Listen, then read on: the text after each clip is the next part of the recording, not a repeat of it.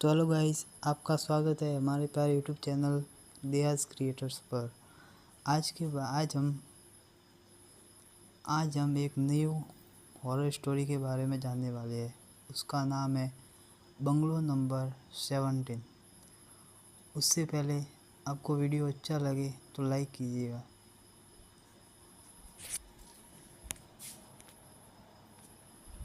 Channel पे नए हो तो सब्सक्राइब कीजिएगा। तो चलो शुरू करते हैं।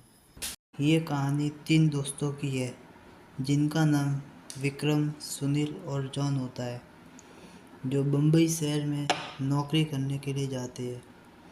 तीनों बचपन के दोस्त कुछ कर दिखाने का सपना लिए इस भीड़ भाड़ वाली जगह में अपना मुकाम पाने की दर दर भटकते हैं।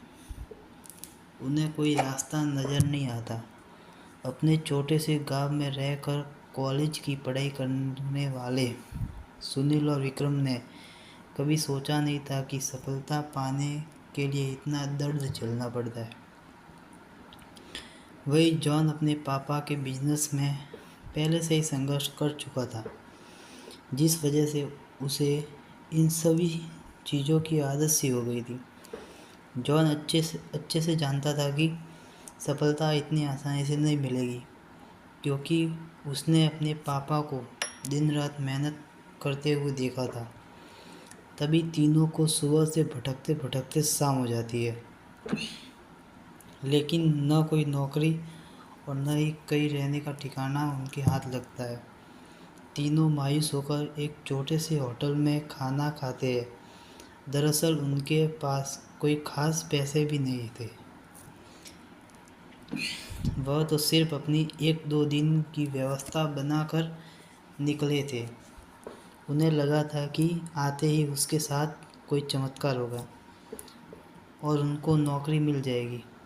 तीनों एक बिल्डिंग के पास पहुंच जाते हैं। कुछ देर बाद सभी बिल्डिंग के गेट पास बैठ जाते हैं।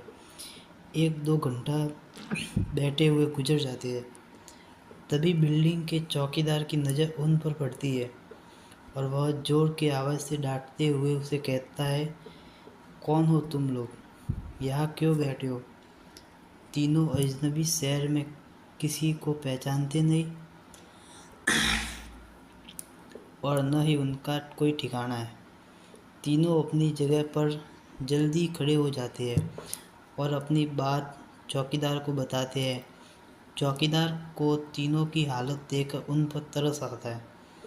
उसे एहसास होता है कि कुछ सालों पहले ऐसे ही वह काम मांगने आया था, तब किसी ने उसे सहारा दिया था और आज कम से कम वह इतने बड़े शहर में छोटे से काम के साथ जीवन यापन कर रहा है। जॉन उन तीनों में थोड़ा समझदार था।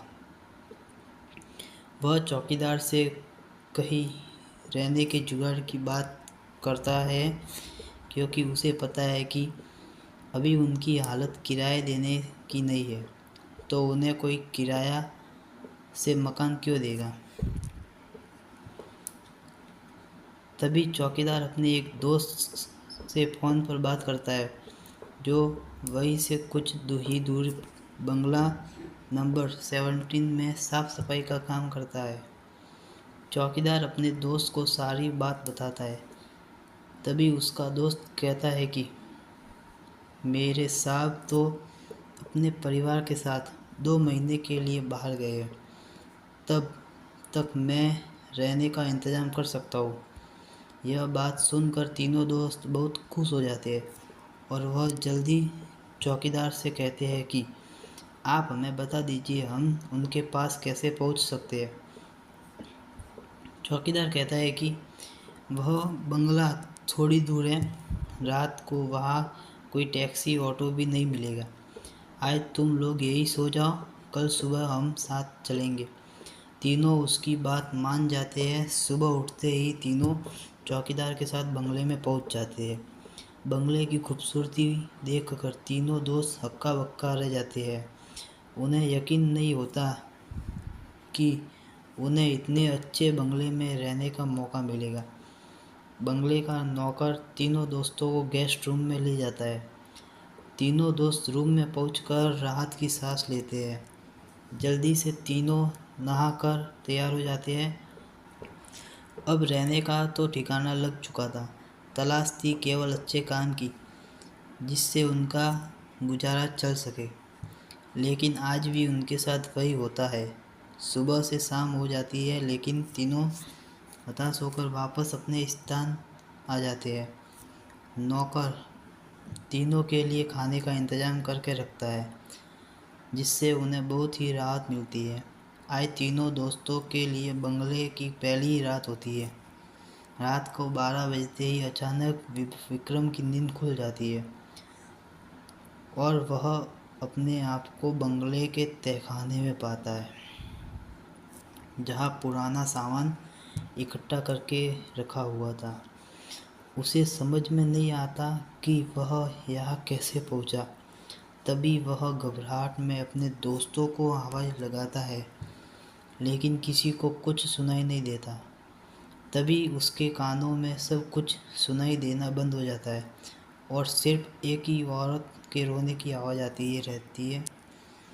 विक्रम चिल्लाकर पूछता है, कहाँ हो तुम, क्यों रो रही हो? अगले ही पल विक्रम अपने बिस्तर में होता है। वह डर के कारण पसीने से लथपथ हो जाता है। वह अपने दोस्त को जगाता है। सुनील और जॉन दोनों उसकी बात का मजाक उड़ाते हैं और कहते हैं कि तुमने कोई सपना देखा होगा। इस बंगले में हमारे अलावा कोई नहीं है। और विक्रम भी अपने दोस्तों की बात का यकीन करके इस घटना को बुरा सपना समझकर नज़रअंदाज करके सो जाता है। सुबह उठते ही तीनों दोस्त फिर से तैयार होकर काम ढूंढने के लिए निकल पड़ते हैं। लेकिन जैसे ही वह बंगले के गेट के बाहर निकलते हैं, अचानक कोई औरत आकर विक्रम को चिट्ठी देती है, जिसमें लिखा होता है, तुम इस पते पर जाओ तो काम मिल जाएगा। और औरत अचानक भागते हुए उनकी नज़रों से ओझल हो जाती। तीनों दोस्त की सोच में पड़ जाते हैं कि हमें काम की ज़रूरत है। यह इस औरत को कैसे पता, लेकिन तीनों को काम की ज़रूरत होती है। उन्हें लगता है कि भगवान ने उनकी मदद करने के लिए किसी को भेजा होगा और तीनों उसी दिशा में आगे निकल जाते हैं जहाँ का पता उस कागज़ में लिखा होता है। यहाँ पहुँचते ही उन्हें एक बहुत बड़ी बिल्डिंग दिखाई देती है। दरअसल यह बहुत बड़ी कंपनी होती है और तीनों कंपनी के गेट में पहुँचते हैं और वहाँ के सिक्योरिटी गार्ड को चिट्ठी दिखाते हैं। सिक्योरिटी गार्ड नियुक्त विभाग के पास भेज देता है और जैसे ही प्रबंधक को वह चिट्ठी मिलती है तो उसमें उसके मालिक का हस्ताक्षर होता है। वह उन तीनों को पूछता है, आप हमारे मालिक को कैसे जानते हैं? तो विक्रम जवाब देते हैं, वे कहता है कि तुम्हारे बॉस का दोस्त हूँ। अब प्रबंधक के पास इनको काम न देने के अलावा कोई विकल्प नहीं होता। इस कंपनी के मालिक का हस्ताक्षर जो उस चिट्ठी में मौजूद था। कंपनी के मालिक 7 दिनों के ट्रिप पर विदेशी कंपनियों के दौरे में थे और उस बीच उनके कोई भी संपर्क नहीं था। इसीलिए प्रबंधक ने उन तीनों को काम पर रख लिया और अपने साथ उन्हें काम की जगह दिखाने ले गया। लेकिन विक्रम अचानक ही दूसरे रास्ते की तरफ मुड़ जाता है और वह सीधे बॉस के चैम्बर के सामने पहुंचता है और दरवाजे के ताले को पासवर्ड से खोल देता है। कंपनी का प्रबंधक यह देख करके आश्चर्यचकित रह जाता है।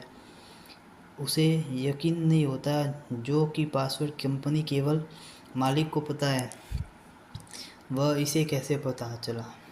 अब प्रबंधक उसे कोई खास आदमी समझने लगता है। उसे पूरा यकीन हो जाता है कि हो ना हो यह व्यक्ति बॉस ने ही भेजा है और वह उसे बिना रुके अंदर जाने की इजाज़त दे देता है। जॉन और सुनील यह सब देखकर समझ नहीं पाते कि विक्रम को यह सब कैसे पता। तभी अचानक विक्रम सभी को बॉस के चैम्बर से बाहर जाने का कहता है और चैम्बर का दरवाज़ा बंद कर देता है। कुछ ही घंटों के बाद प्रबंधक को बॉस का फ़ोन आता है और बॉस प्रबंधक से पूछता है कि मेरे कंप्यूटर को किसी ने इस्तेमाल किया था। प्रबंधक सारी बात बता देता है। बॉस गुस्से से मैनेजर को बोलता है, जल्दी से जाओ और उसे रोको, नहीं तो बर्बाद हो जाऊंगा।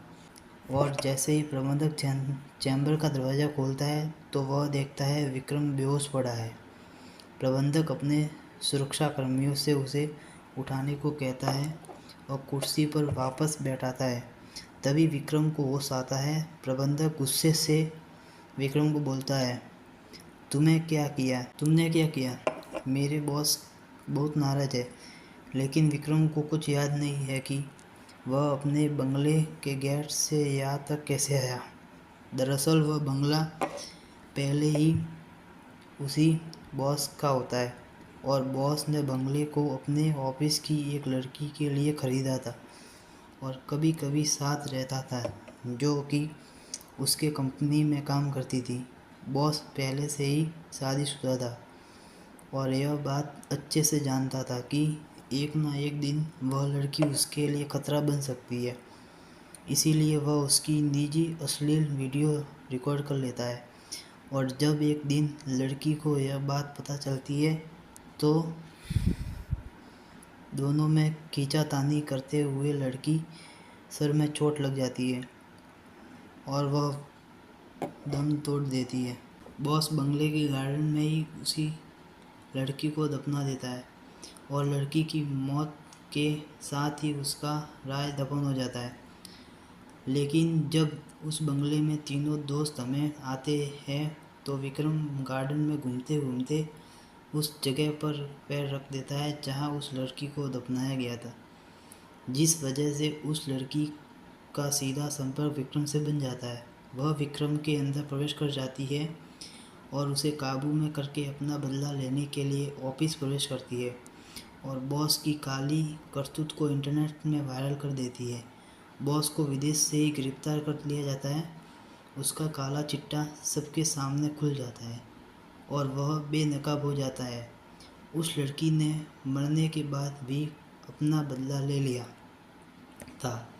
अब शायद उसकी आत्मा को शांति मिल जाएगी। तीनों दोस्त उस बंगले को बुरा सपना समझकर भूल जाते हैं और इस दर्दनाक भूतिया कहानी का अंत हो जाता है। तो चलिए गाइस, आपको स्टोरी अच्छी लगी हो तो लाइक कीजिएगा एंड सब्सक्राइब कीजिएगा और तमाम दोस्तों को शेयर कीजिएगा। मिलते हैं अगली स्टोरी में।